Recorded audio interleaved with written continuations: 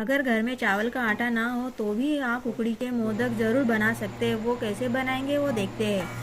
तो पहले एक कटोरी चावल लेकर उसमें पानी डालकर 5 से 6 घंटे के लिए भिगो दे। अब हम मिक्सी पॉट में 1 चम्मच बारीक रवा और भीगे हुए चावल को बारीक चिकना पीस लेंगे। अब पैन में 1 कटोरी पानी गर्म करके उसमें 1 छोटी चम्मच नमक 1 चम्मच घी डालकर मिलाएंगे। अब उसमें पिसा हुआ चावल का आटा डालकर गाढ़ा होने देंगे। इसे मिलाते रहना है, नहीं तो ये नीचे चिपक जाएगा। अब इसे एक थाली में निकाल लेंगे। ठंडा होने पर हाथों को घी लगाकर इसको डो बना लेंगे।